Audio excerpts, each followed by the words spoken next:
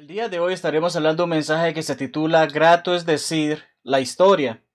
Y para aquellos que les encantan las alabanzas, lo más seguro se identifiquen con el tema porque precisamente es una de las alabanzas que solemos cantar en algunas ocasiones. Es precisamente una alabanza que fue escrita por una compositora inglesa llamada Arabella Catherine Hankey y era una joven que le apasionaba enseñar a otras damas acerca de la palabra de Dios. Le encantaba la historia de Cristo y era grato para ella decir esa historia a otras personas. Entre lo que tengo información, en su juventud se dedicó, como mencionamos, a enseñar a otras damas. A sus 18 años empezó haciéndolo con sus vecinas. Iba donde sus vecinas y simplemente les hacía saber: Cristo murió por ti, Cristo murió por mí, y le hacía saber este tipo de situaciones. Luego, aparentemente, quizás visitaba algunas fábricas porque, de acuerdo con el libro consultado, empezaba estos estudios con damas a las que se referían como chicas de fábrica. Entonces, tenemos toda esta situación en la que esta joven empieza a hacer este tipo de estudios. Incluso hay otras fuentes que dicen que trabajó en áreas misioneras, visitó algunos lugares y también enseñaba a las damas. Hasta el momento todo suena bien, ¿verdad? Porque ciertamente conocemos la autoridad de las escrituras y una dama puede enseñar a otras damas o incluso a inconversos, pero no puede usurpar la autoridad de los varones. Tristemente, a inicios de sus años, cuando tenía 30 años, poco antes, después de sus 30, cayó enferma y fue una enfermedad bastante grave al punto que su médico le solicitó que guardara reposo durante un año. Como todos conocen, Jackie tuvo una cirugía hace 2 semanas y se le ha ordenado también guardar reposo, caminar un poco, pero no hacer actividades físicas que demanden mucho de ella. Y ustedes conocen muy bien a mi esposa. A ella no le gusta estar quieta, a ella le gusta estar activa y ha tenido que aguantarse las ganas de hacer cosas por la recomendación médica. Pero se pueden imaginar un año, ya que en teoría tiene 8 semanas que tiene que estar bajo eso. Y ahí poco a poco va tomando el ritmo de nuevo. Pero esta joven se le ordenó un año. ¿Qué puede hacer una persona durante un año en cama? Muchas cosas se pueden hacer aunque parezca mentira, y especialmente cuando se trata de la palabra de Dios, podemos hacer muchas cosas. Por ejemplo, Jackie actualmente me está ayudando verificando las notas de los cursos para la escuela bíblica. Pero hay muchas cosas que se pueden hacer. Una dama, por ejemplo, en esta situación puede sentarse y estudiar la Biblia, puede hacer clases para niños, puede hacer un montón de cosas. Un hermano puede desarrollar sermones, si le gusta la poesía, puede hacer himnos. Y es precisamente lo que esta joven Hankey llegó a hacer. Ella llegó a escribir 2 largos poemas. Uno de ellos se utilizó para un himno que lleva por título La vieja, vieja historia. O cuánto ama la vieja, vieja historia. Y del segundo poema, que también era bastante extenso, se tomaron fragmentos y se hizo el himno que estamos mencionando. Grato es decir la historia. Entonces vemos que a lo largo de ese año ella se trabajó de esta manera por el amor que tenía de llevar el mensaje de salvación a todo el mundo, de las maneras en que ella pudiese. Y hoy en día tenemos tantas formas de hacerlo que debemos de estar agradecidos por ello. Ella se recuperó, continuó enseñando a sus chicas de fábrica, a las demás damas, siguió viajando, siguió enseñando a muchas damas y llegó un momento en el que ya no podía hacerlo más y comenzó a enseñar en prisiones. Entonces vemos como con este breve ejemplo no hay excusa para no llevar la grata historia de nuestro Señor por todo el mundo, hacerle saber al mundo acerca de la hermosa oportunidad que tenemos de servirle a Él. La traducción del himno fue por Juan Bautista Cabrera, de quien ya hablamos anteriormente en otros estudios que hicimos sobre himnos. Pero la pregunta que quiero hacernos y que se va a estar desarrollando en toda la lección es: ¿nos es grato decir la historia de nuestro Salvador? ¿Nos es grato hacerle saber al mundo que Él vivió, murió, fue sepultado, mas resucitó? ¿Nos es grato hacerle saber al mundo: aquí estamos? Es interesante que un pequeño fragmento de la carta que el apóstol Pedro escribe en su primera carta nos ayuda a ver el valor de ver cuán grato es llevar esta historia. Primera de Pedro 1, 8 al 9 dice de la siguiente manera: a quien amáis sin haberle visto, en quien creyendo, aunque ahora no lo veáis, os alegráis con gozo inefable y glorioso, obteniendo el fin de vuestra fe, que es la salvación de vuestras almas. Y como ya me conocen bien, pueden ver que he resaltado 4 palabras, lo que indica que vamos a tener 4 puntos a estudiar de este fragmento de las Escrituras. Vamos a estar hablando acerca de que es grato decir la historia de Cristo porque amamos a Cristo, porque confiamos en Cristo, porque nos gozamos en Cristo y porque recibimos algo importantísimo de Cristo. Esos son nuestros 4 puntos para esta mañana. Empecemos de lleno con ellos. En primer lugar, mencionamos amar a Cristo. Y vemos que las palabras del apóstol Pedro dice, ¿a quién amáis sin haberle visto? ¿De quién está hablando? Precisamente está hablando de nuestro Señor Jesucristo, ¿cierto? Está hablando de Él. Está hablando acerca de que amamos al Señor sin conocerle. Cuando inicia esta carta, Pedro hace saber que fue escrita a ciertos grupos de personas que no estuvieron físicamente cuando Jesucristo caminó en esta tierra. No estuvieron con Él, no conocieron a Él, no le vieron, no vieron los milagros que Él hizo. Personas con las que nosotros nos podemos identificar porque tampoco conocemos a Cristo físicamente. No podemos decir qué tipo de cabello tenía, qué tipo de vestimenta utilizaba, el color de sus ojos, la forma de su nariz. No podemos decir eso, no lo hemos visto. Y a pesar de que nos vendan películas, afiches y imágenes, no es Cristo, no lo hemos visto, pero le amamos. Le amamos en base a lo que aprendemos de Él, en base a lo que, como el hermano Javier estaba explicando, el Espíritu Santo reveló por medio de inspirados escritores las Escrituras para que nosotros podamos conocer quién es Cristo, enamorarnos de Él, confiar en Él. Entonces, es bastante interesante ver cómo uno de esos hombres que caminó con nuestro Señor necesitó de verle para creer en Él. No para amarle porque compartió con Él y le amó, pero brevemente podemos ver sobre ese hombre en Juan 20, versículos 24 al 29. Y sabemos que estamos hablando de Tomás, a quien también se le conocía como Dídimo, y cómo este hombre no estaba en el momento en que Jesús se presentó a los demás discípulos. Pero vemos su desconfianza, vemos en cierta manera un poco de falta de fe. Él no le bastaba con que le dijeran, Él vino. A él tampoco le bastaba con que le dijeran, se vestía como él, se peinaba como él, hablaba como él. No, él hace saber, quiero ver más, necesito pruebas para evidenciar que efectivamente es nuestro Señor. Quiero ver los huecos en sus manos, quiero ver el hueco en su costado para estar seguro. Si no lo veo, no creeré, como estamos leyendo en el pasaje en pantalla. Continuamos porque sabemos que efectivamente 8 días después nuestro Señor se presenta nuevamente y esta ocasión Tomás está con ellos. Y al estar con ellos, nuestro Señor, que todo lo sabe, que todo lo ve, que todo lo conoce y que está en todo lugar, mostrando así su deidad, le hace saber, aquí estoy Tomás. Pasa a todos, aquí estoy Tomás. Aquí estoy, ven y tócame y asegúrate de que efectivamente soy quien soy. Es lo que estamos leyendo en el pasaje, es lo que estamos viendo en la palabra de Dios. Pon aquí tu dedo y mira mis manos. No seas incrédulo, sino creyente. Y aquí entonces vemos que la respuesta de Tomás se ve no solamente que ahora tiene esa fe que estaba dudando, sino el amor para con nuestro Señor. Porque primero le dice, Señor mío, mostrando ese amor, ese respeto, esa relación para con el Señor. Y luego muestra esa fe, esa sumisión. Hace saber, sé que eres Dios. Le hace saber, eres Señor mío y Dios mío. Pero como todo en la palabra de Dios nos trae enseñanzas, nuestro Salvador no se quedó solamente con ese punto, sino que da una enseñanza no solamente para Tomás, no solamente para los demás discípulos, sino incluso para todos los que hoy leemos las Escrituras. Porque en el siguiente pasaje dice efectivamente, porque me has visto, Tomás, creíste.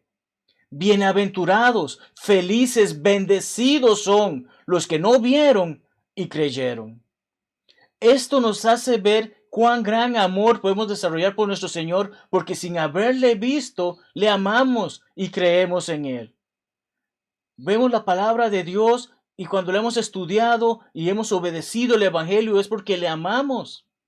Pero siempre debemos recordar, tal como el discípulo amado nos hace saber en su primera carta, que nosotros le amamos a Él porque Él nos amó primero. Él se entregó por nosotros, Él desarrolló todo este plan, se sometió a la voluntad del Padre y hoy le amamos por lo que Él hizo por nosotros, porque nadie más puede hacerlo. Qué grato es decir la historia de aquel que nos amó y que nosotros amamos sin haber visto. Pero qué grato es saber que en esa misma persona podemos confiar, que es lo que nos lleva precisamente al segundo punto. Confiar en Cristo. Pedro escribe y continúa diciendo, en quien creyendo, aunque ahora no lo veáis. Es las palabras de Pedro. Y esto nos ayuda a ir un poco atrás, a ver en el contexto, porque vemos cómo efectivamente Pedro está hablando acerca de una esperanza viva que leemos en el versículo 3. Habla de eventos futuros con respecto a esa esperanza, pero versículos 6 y 7 habla del presente de aquellas personas a las que escribe esa carta y del presente que en la aplicación aplica para nosotros hoy en día. Versículos 6 y 7 dicen de la siguiente manera, en lo cual vosotros os alegráis, aunque ahora por un poco de tiempo, si es necesario, tengáis que ser afligidos en diversas pruebas. En la actualidad, sí, vivimos para Cristo, amamos a Cristo, confiamos en Cristo, pero eso nos quita las dificultades, los dolores, los pesares, las muertes. No nos las quita. Temporalmente, en este momento, en nuestro presente, hay situaciones que nos causan dolor y dificultades, pero son pruebas que nos ayudan a desarrollar esa fe, que como leemos es sometida a prueba por medio de estas aflicciones. Pero es una fe que es como el oro, tan preciosa, tan valiosa como el oro, que ¿qué ocurre con el oro? Para dar valor al mismo, se prueba en fuego. Nosotros estamos siendo probados constantemente. El mundo nos estará probando constantemente. Pero es hermoso saber que podemos confiar en Él. Y sea ya en alabanza, gloria y honra cuando sea manifestado Jesucristo. Hoy, en nuestro presente, estamos sufriendo. Pero sabemos que en el futuro va a haber un día en que le veremos cara a cara. Y tenemos esa hermosa bendición de saber esto. De saber que le amamos sin haberle visto y que podemos confiar en Él sin haberle visto, creer en Él sin haberle visto. ¿Qué dijo Jesús a Marta? Recordamos quién es Marta, la hermana de María, hermana de Lázaro. ¿Qué le dijo nuestro Señor cuando se presentó ante ella una vez Lázaro había muerto? Él hace saber que Él es la resurrección y la vida. El que cree en mí, aunque esté muerto, vivirá. Juan 11, 25 al 27. Él hace saber efectivamente todo aquel que vive y cree en mí no morirá eternamente. ¿Crees esto? ¿Podemos responder como Marta? Vemos la respuesta de Marta. Marta le dice, sí, Señor, yo he creído que tú eres el Cristo, el Hijo de Dios, que has venido al mundo. Hoy en día, gracias a la revelación de la palabra de Dios, podemos decir no solamente que sabemos que Cristo vino al mundo, sino que también sabemos que vendrá de nuevo. Y cuando venga ese día de nuevo, gozaremos de esa esperanza viva que hemos estado acumulando. En ese momento se volverá en realidad.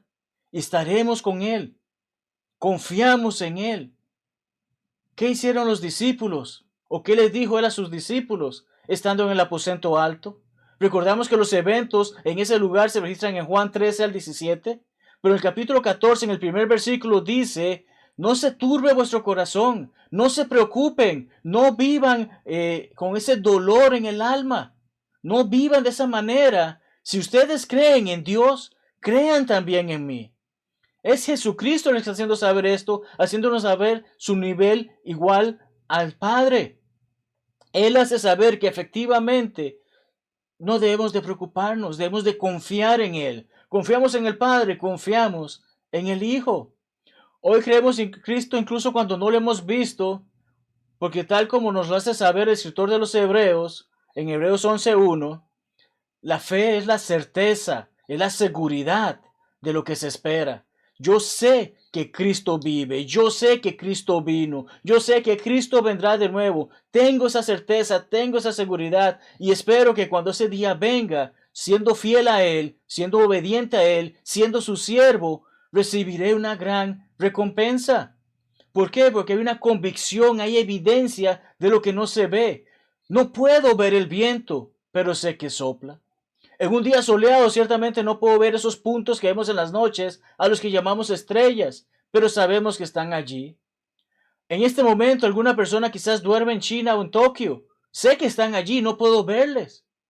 Pero hay una certeza de que hay personas del otro lado del mundo. Hay una certeza de que hay estrellas fuera de este planeta. Y ciertamente hay certeza de que Jesucristo vive y que vendrá y que nos llevará con Él y que llevará a cabo el plan. El plan que inició y continúa a través de su iglesia. Tristemente muchos vieron a Cristo caminar en esta tierra, comieron con Él, caminaron con Él, vieron los milagros que hizo y estando frente a Él, no creyeron. Pero como ya hablamos brevemente, qué hermoso es saber que aquellos que no le hemos visto, creemos en Él, que aquellos que no le hemos visto, le amamos. Y qué hermoso es saber que podemos gozarnos en Él, que es nuestro tercer punto. Pedro hace saber en el versículo 8, en la parte final del versículo 8, os alegráis con gozo inefable y glorioso. ¿Qué tan a menudo utilizamos la palabra inefable en nuestras conversaciones diarias? Es una palabra que no está en nuestro vocabulario constantemente y simplemente significa que no se puede explicar con palabras. ¿Qué tipo de gozo está diciéndonos Pedro? Un gozo no hablado, que no se puede describir. Es un gozo tan maravilloso. Es lo que nos está haciendo saber, porque también es un gozo glorioso. Y tenemos eso en Cristo Jesús. Y cuando se trata de hablar de gozo y cuando la palabra de Dios nos habla de gozo, tenemos la hermosa oportunidad de saber sobre los escritos del apóstol Pablo, que incluso Pedro le menciona en su segunda carta. Y Pedro nos hace saber acerca de que sí, hay amor, hay confianza, hay creencia, hay fe, pero también hay paciencia para con este gozo. Y es como Pedro nos hace saber precisamente en su segunda carta, tened entendido que la paciencia de nuestro Señor es para salvación. No va a ser inmediato. Una persona obedece el Evangelio en este momento, pero no significa que 2 minutos después se va directo para el cielo. Puede que viva un día, una semana, un mes, 10 años, 50, 60, 70 años. No lo sabemos, pero tenemos que tener esa paciencia para con esa salvación que ha sido prometida. Y debemos de gozarnos en ello. Y hace saber Pedro que Pablo hace saber sobre esta paciencia, enseña sobre ella a través de sus escritos. Vemos que muestra aquí, hay una relación, están en la misma página, están enseñando acerca de nuestro Señor. Y entonces, ¿qué nos enseña Pablo acerca del gozo? Vamos a la carta a los hermanos en Galacia, Gálatas 5, y vemos acerca del fruto del Espíritu y cómo se listan algunos de ellos o lo que componen el fruto del Espíritu. Y nos hace saber que el amor es uno, gozo, paz y paciencia. Qué hermoso es ver que está la paz en medio de ellos. Y Pablo también nos hace saber que es una paz que no podemos comprender la que Dios ofrece. Una paz que no entendemos en este momento, pues la entenderemos. Bueno, qué hermoso vemos como la palabra de Dios acomoda que en medio del gozo y la paciencia haya esa paz. Pablo y Pedro utilizan la misma palabra en el griego para paciencia y da muchos otros más elementos del fruto del Espíritu. Contra tales cosas no hay ley. En 2 Corintios 11, Pablo nos hace saber acerca de las dificultades, nos hace saber acerca de los problemas, de los sufrimientos que vivió sirviendo a Jesucristo. Sin embargo, es el mismo hombre que estando preso le escribe a aquellos en Filipos esa hermosa carta sobre el gozo cristiano, el gozo que debemos de vivir, el gozo que hay en su corazón y que comparte a toda la humanidad a través de esa carta para que sepamos hay gozo en Cristo incluso a pesar de nuestras tribulaciones.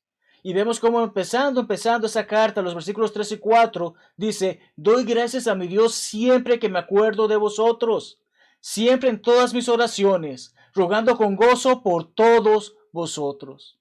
Gozo, gozo, gozo, vemos en esta carta, rogando con gozo por todos vosotros. Qué hermoso es saber, hermanos, que ustedes pueden orar por este servidor con gozo, así como yo oro con gozo por ustedes y por su bienestar. Qué hermoso saber la obra que se lleva a cabo, porque la hacemos gozosos. Luego, en esa misma carta, en el versículo 18, dice precisamente Pablo que se goza de que el evangelio de Cristo es predicado. Y el versículo 21, muy conocido por muchos. Para Pablo, el vivir es Cristo y el morir es ganancia. No importan las dificultades, el gozoso sirve a nuestro Señor. Y si muere, bueno, sabe a dónde irá. Esa misma mentalidad debemos de tener nosotros, porque Pablo, luego en esa carta, en el capítulo 4, nos hace saber que debemos de regocijarnos en quién, en el Señor. No hemos de regocijarnos en las cosas terrenales, no hemos de regocijarnos en alguna persona X o Y. No, nos hace saber, debemos de regocijarnos en el Señor una vez perdida al año, un par de horas cada domingo, en el momento en que estoy pasando por una calamidad o en ese momento que estoy en las buenas, es ahí entonces que me regocijo en el Señor. No, dice, regocijaos en el Señor siempre. Y por si no quedó claro, lo dice otra vez, regocijaos. Es importante entonces que es grato decir la historia de nuestro Salvador, es grato decir su historia en base al amor que tenemos para con Él, en base a la confianza que tenemos con Él y en base al gozo que tenemos con Él. Es hermoso saber todo esto porque nos lleva a ver que precisamente hay una hermosa recompensa tras todo ello. Y es donde entra el versículo 9 de 1 de Pedro 1. Y es lo que recibimos de Cristo. El versículo dice, obteniendo el fin de vuestra fe, que es la salvación de vuestras almas. Cristo, el plan de Dios, el plan de redención de Dios para con el hombre, siempre involucró salvación. Cristo es la conexión de la salvación. De hecho, su nombre Jesús, como lo hace saber el ángel, según Mateo 1:21, nos hace saber que Jesús significa Dios de salvación, porque Él salvará a su pueblo de sus pecados. Vemos la salvación desde el inicio de la vida de nuestro Señor. No había nacido, había sido concebido en ese momento, y ya se nos hace saber, vendrá al mundo para salvarnos. Juan el Bautista, aquel que vino a preparar el camino antes de nuestro Señor, dijo lo siguiente según Juan 3:35-36. El Padre ama al Hijo y todas las cosas ha entregado en su mano. El que cree en el Hijo tiene vida eterna, pero el que se rehúsa a creer en el Hijo no verá la vida. ¿Creemos en Jesucristo? Sí. ¿Confiamos en Jesucristo? Sí. ¿Le amamos? Sí. ¿Nos gozamos con Él? Sí. Entonces hay una hermosa recompensa. Recibimos la vida eterna. Lo hace saber Juan Bautista allí y los discípulos lo hacen saber luego cuando comparecen frente a los ancianos y gobernantes de Israel, según Hechos 4, versículos 11 al 12. Este Jesús que para ellos era reprobado, es la piedra, es la cabeza del ángulo. Y en ningún otro hay salvación. No hay salvación. Ningún hombre, ninguna persona, ningún hombre, ninguna mujer nos ofrece la salvación. No la ofrecían los fariseos, no la ofrecían los saduceos, no la ofrecían los sacerdotes, no la ofrece el pastor, el predicador, la mujer que predica en las calles. Nadie de ellos ofrece la salvación, no la ofrezco yo. Solamente Jesucristo, solamente en Él es que podemos encontrar la salvación. No hay otro nombre en la tierra en el cual podamos decir encontramos la salvación. Sea Buda, sea Mahoma o sea cualquier otro líder espiritual que el hombre haya creado. Solamente en Cristo hay salvación. Juan, en su primera carta, nos hace saber, Dios nos ha dado vida eterna. 1 Juan 5:11 al 13. ¿Dónde está esa vida? En su Hijo. Fuera de Cristo no hay salvación. Fuera de Cristo hay condenación. La paga del pecado es la muerte. Mas Cristo, Dios nos da la vida eterna a través de nuestro Señor. ¿Estamos en Él o estamos fuera de Él? Así de simple. El que tiene al Hijo tiene la vida. El que no tiene al Hijo de Dios no tiene la vida. Necesitamos palabras más claras para saber esto, para comprender que es Cristo el que nos da la vida eterna, que podemos recibir la vida eterna solamente a través de nuestro Señor. Estas cosas os he escrito para que creáis que en el nombre del Hijo de Dios, para que sepáis que tenéis vida eterna. Tenemos esa confianza como hablamos de la fe. Sabemos que habrá una gran recompensa ese gran día, sea que estemos vivos y le veamos venir, o sea que seamos muertos y seamos resucitados en ese día para verle venir y reunirnos con Él. Cuán hermoso, cuán grato es decir la historia de aquel que murió por ti y por mí, para darnos la oportunidad de ser salvos. Cuán grato es decir esa historia, no la podemos guardar para nosotros. Necesitamos compartirla y llevarla por todo el mundo. ¿Cómo concluimos con el mensaje de esta mañana? Volvamos brevemente al himno que mencionamos. La traducción por Juan Bautista Cabrera dice en la última estrofa: grato es decir la historia que antigua, sin vejez, parece al repetirla más dulce cada vez. Me agrada referirla, pues hay quien nunca oyó que para serle salvo el buen Jesús murió. Es interesante cuando vamos a la versión original, la versión en inglés, y la traducimos literalmente, porque lo que la señorita Hankey escribió en esa última estrofa difiere de la traducción o la adaptación que se hizo al español. Dice: me encanta contar la historia a quienes mejor la conocen. Parecen hambrientos y sedientos de escucharla como el resto. Y cuando en escenas de gloria cante el nuevo cántico, será la vieja historia que he amado tanto tiempo. Podemos ver algo, podemos ver una lección entre ambas versiones de este himno. La versión en español nos hace un llamado a evangelizar, mas la versión en inglés nos hace un llamado a continuar enseñando a los santos. Una vez que obedecemos el evangelio, no termina la carrera, por lo contrario, es donde está empezando. Entonces es importante que continuemos contando la historia, aprendiendo sobre Cristo, enseñándole al no converso y enseñándole al que ya ha obedecido, para que pueda llevar esa historia a muchas más personas. Cuán grato es todo esto. Podemos pensar en la gran oportunidad que tenemos de contar, de decir la historia de nuestro Señor a ese a quien no hemos visto, pero amamos, a ese a quien no hemos visto, pero confiamos en Él, a Él con el que nos gozamos en esta vida y nos gozaremos en la vida eterna, a ese mismo con el que recibimos la salvación, quien trae esa salvación, nos ofrece esa salvación. Nadie más la puede ofrecer, solamente Él. Como saben, suelo culminar con una pregunta para nosotros, hacernos esa pregunta, meditar en ella mientras estamos aún con la lección. La lección ya es suya, amados amigos y hermanos, pero meditemos en esto. Nos debemos a Cristo y como nos debemos a Cristo, su historia debe seguir siendo contada. La pregunta que quiero que nos hagamos es: ¿hacemos esa narración? ¿La estamos contando gratamente? ¿Es grato para nosotros decir la historia de nuestro Señor? ¿O simplemente nos la guardamos para nosotros? Espero que no sea así. Puede ser la situación de que no eres cristiano aún, no has obedecido el Evangelio. Pero quiero que sepas que es tan simple como contar los dedos de la mano. Has escuchado el Evangelio ser predicado, la palabra de Dios ser predicada. ¿Crees que Dios existe y que galardona a quienes le buscan? ¿Has pensado y meditado y puesto en tu mente una forma distinta de pensar sobre las cosas malas que haces y sabes que no debes hacerla? Y eso es lo que conocemos como arrepentimiento. Y puedes decir con tu boca que efectivamente crees que Jesucristo es el Hijo de Dios. Y eso es lo que llamamos confesión. La palabra de Dios, eso es lo que llama confesión. Haciendo todo esto, entonces solamente queda entrar en las aguas del bautismo para así dar muerte a tu viejo yo, a esa persona pecadora. Entra en esa agua, es sepultada, pero cuando sales de esa agua, así como nuestro Señor resucitó al tercer día, en ese momento cuando sales de esa agua, eres la nueva criatura en Cristo, recibiendo la hermosa bendición de la salvación si te mantienes fiel a Él. Porque ciertamente si ya hemos hecho todo eso, pero no vivimos de acuerdo a su voluntad, tenemos la dificultad de que podemos caer de la salvación. Pero Cristo y Dios, tal como hace saber Juan en su primera carta, versículos 1 al 10, nos hace saber efectivamente que Dios es fiel y bueno para perdonar a aquel que confiesa sus pecados ante Él.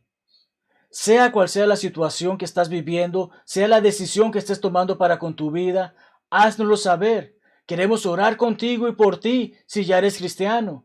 Pero si no lo eres, queremos que puedas serlo y queremos ayudarte a que puedas obedecer la palabra de Dios. Sea cual sea la situación que estás experimentando, amado amigo y hermano, cantemos esta alabanza de invitación, meditemos en ello y haznos saber si tienes esa necesidad de oración o de obedecer el Evangelio, que con mucho gusto te ayudaremos. Que la paz de Dios sea contigo.